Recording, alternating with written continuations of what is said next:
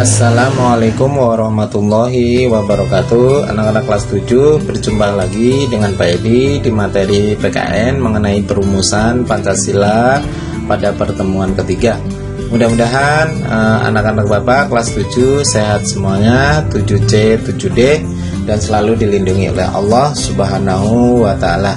Sebelum pertemuan kita lanjutkan, alangkah baiknya kita berdoa dulu sesuai dengan agama kita masing-masing. Berdoa mulai.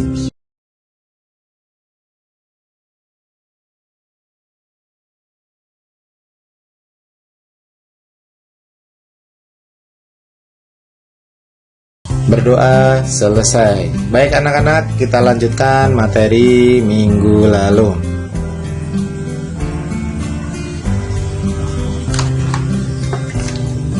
Baik, kita lanjutkan. Kita membahas mengenai proses perumusan Pancasila. Minggu yang lalu sudah kita bahas mengenai pembentukan BPUPKI, Badan Penyelidik Usaha-Usaha Persiapan Kemerdekaan Indonesia. BPUPKI melakukan sidang sebanyak 2 kali, yaitu sidang pertama dan sidang kedua. Pada sidang pertama tanggal 29 Mei sampai dengan tanggal 1 Juni 1945, BPUPKI membahas mengenai usaha-usaha perumusan dasar negara, yaitu perumusan Pancasila. Dalam sidang tersebut tanggal 29 sampai dengan tanggal 1 Juni terdapat 3 usulan dasar negara, yaitu dari 3 tokoh bangsa, yaitu yang pertama dari Mr. Muhammad Yamin, tanggal 29-nya, yaitu 29 Mei 45. Apa saja yang beliau sampaikan mengenai dasar negara? Yang pertama adalah pri kebangsaan, ya. Yang kedua adalah pri keadilan, yang ketiga adalah pri ketuhanan, yang keempat adalah pri kerakyatan, dan yang kelima adalah kesejahteraan rakyat. Kita lanjut, usulan dari tokoh yang kedua. Dari tokoh yang kedua yaitu dari Profesor Dr. Supomo, yaitu pada tanggal 31 Mei 1945. Isi dari dasar negara yang beliau usulkan adalah yang pertama adalah persatuan, yang kedua adalah kekeluargaan, yang ketiga adalah mufakat dan demokrasi, kemudian yang keempat musyawarah, kemudian keadilan sosial. Kemudian usulan yang ketiga dari Insinyur Soekarno tanggal 1 Juni 1945.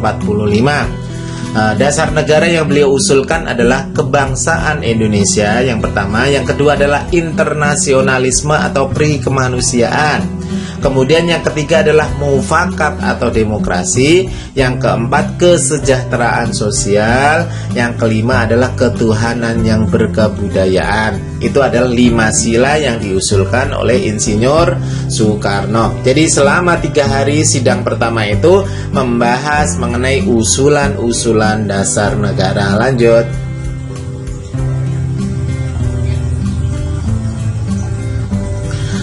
Kemudian penetapan Pancasila sebagai dasar negara.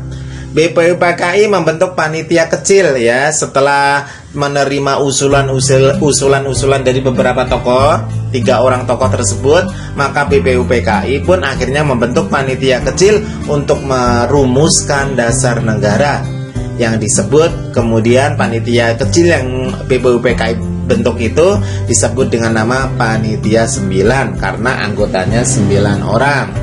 Kemudian pada tanggal 22 Juni 1945, Panitia 9 menyusun sebuah piagam yang bernama Piagam Jakarta atau Jakarta Charter.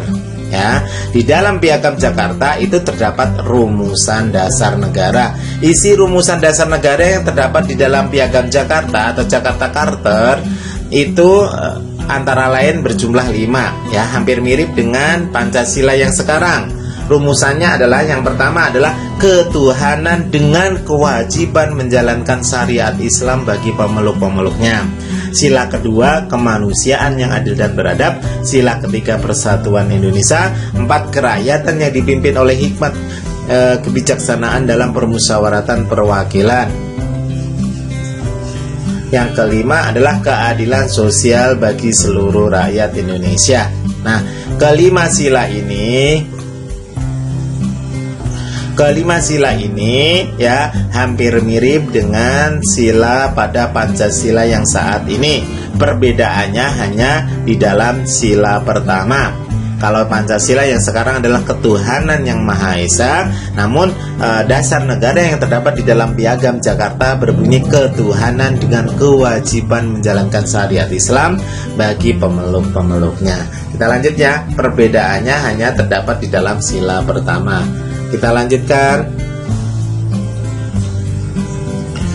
Kemudian pada tanggal 10 Juli sampai dengan tanggal 16 Juli 1945 BPUPKI melaksanakan sidang yang kedua. Dalam sidang yang kedua itu membahas apa? Yaitu membahas mengenai rancangan Undang-Undang Dasar 1945. Setelah berhasil membuat rancangan Undang-Undang Dasar 45, maka tugas BPUPKI telah selesai. Maka pada tanggal 7 Agustus 1945 BPUPKI dibubarkan dan diganti dengan PPKI, yaitu Panitia Persiapan Kemerdekaan Indonesia. Pada tanggal 17 Agustus 1945 diproklamirkan kemerdekaan Indonesia, yaitu dengan dibacakan oleh proklamator kemerdekaan kita, yaitu proklamasi oleh Insinyur Soekarno dan didampingi oleh Dr. Andes Muhammad Hatta. Pada tanggal 18 Agustus 45 dalam sidang PPKI, seorang ofisir Angkatan Laut Jepang meminta 7 kata dalam Piagam Jakarta sila pertama itu untuk dicoret karena ada beberapa golongan Kristen dan Katolik yang ada di Indonesia Timur merasa protes. Kemudian jika 7 kata tersebut tidak dicoret, maka golongan Kristen dan Katolik yang ada di Indonesia Timur akan melepaskan diri dari wilayah Indonesia. Kemudian Muhammad Hatta melobi tokoh-tokoh Muslim yang ada di Indonesia. Kemudian melalui kesepakatannya mereka bersepakat dengan tokoh-tokoh Muslim untuk menghapus bunyi dari sila pertama yang berbunyi menjalankan syariat Islam bagi pemeluk-pemeluknya, diganti dengan ketuhanan yang Maha Esa, ya. Yang awalnya adalah ketuhanan dengan menjalankan syariat Islam bagi pemeluk-pemeluknya, diganti dengan ketuhanan yang Maha Esa seperti Pancasila yang saat ini yang setiap hari Senin dibacakan ketika upacara. Kita lanjutkan. Dalam sidang PPKI pada tanggal 18 Agustus 1945, apa saja yang diputuskan dalam sidang tersebut? Yang pertama adalah menetapkan UUD 1945 sebagai Undang-Undang Dasar Negara. Yang kedua, menetapkan Insinyur Soekarno sebagai Presiden Republik Indonesia dan Muhammad Hatta sebagai Wakil Presiden.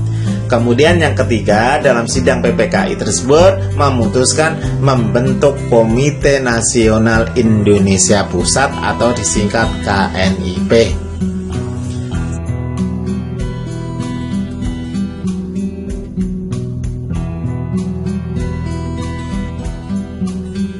Mungkin itu saja materi yang bisa Bapak sampaikan. Materi yang lebih lengkapnya bisa kalian baca-baca pula di LKS kalian yang sudah kalian miliki dan kalian beli.